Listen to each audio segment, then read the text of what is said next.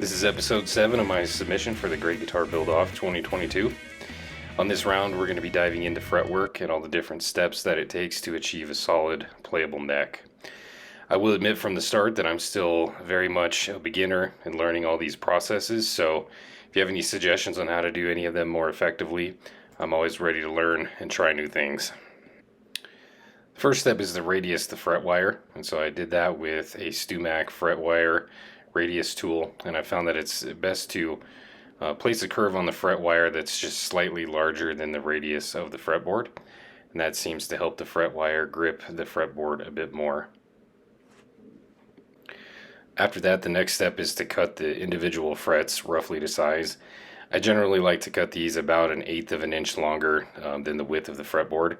This can be a little bit tedious, but individually cutting each one in order up the fretboard definitely helps to reduce waste.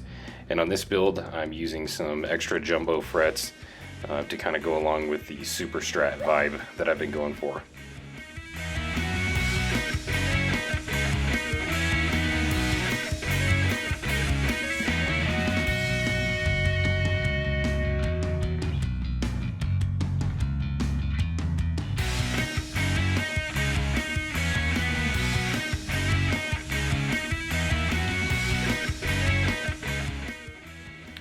Once the frets are cut, I use the StewMac fret tang nipper to cut the tangs back, and then follow that up by just filing the underside of the fret as smoothly as possible.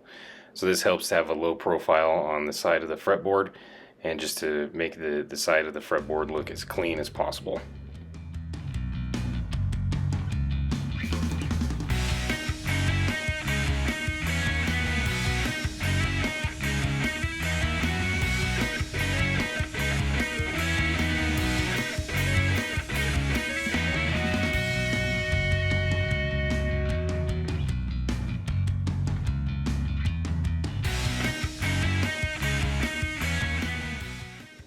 From there, we press the frets into the fretboard with some thin super glue in the slot.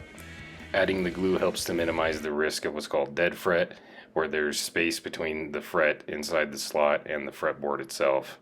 So in other words, there needs to be good contact between the fret tang and the wood.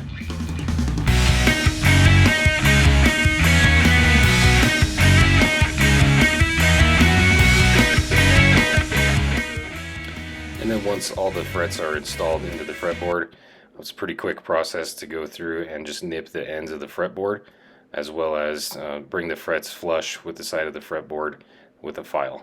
And then once we have the frets flush with the side of the fretboard, then we go back through and put a bevel on the frets just to make it a little bit more playable. So this is a fret beveling tool also from StewMac, and I believe it's at a 30-degree angle.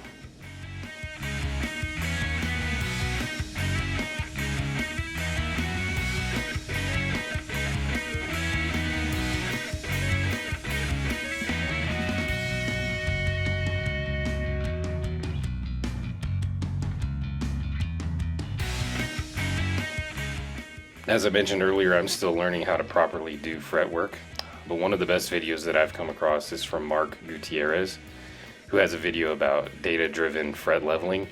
So I really recommend watching that video if you're a beginner like myself. But typically the next step here would be to just level all the frets with a sanding beam. However, Mark posits that this is often unnecessary and a little bit wasteful just in relation to taking off material that may not need to be removed.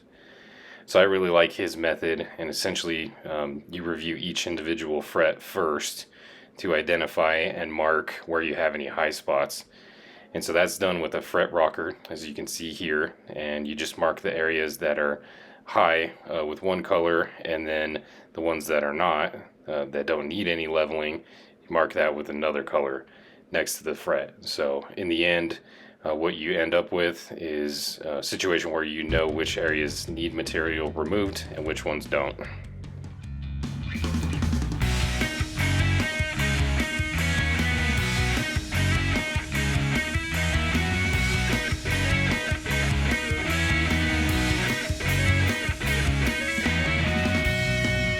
So once I have all those areas marked on our masking tape all the way up the fretboard, I used the StewMac fret kisser tool to go back through and clean up the areas that needed to be lowered. It really is an excellent tool. It's very similar to the fret rocker, but it has a diamond file in the center, so you can literally just grind the fret down until the tool stops rocking back and forth. If you don't have one of these, I definitely recommend considering one, just to add that tool to your arsenal.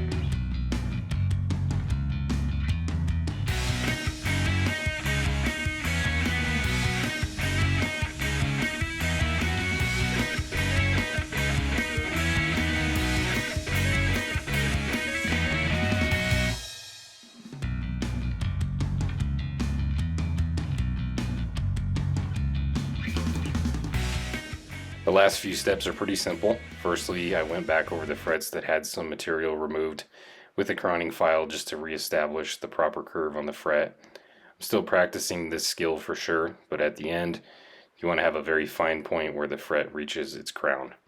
And then from there, I rounded over the edges of the frets off camera, and then I went up through the different grits of sandpaper in those same areas with the Stumax sanding stick.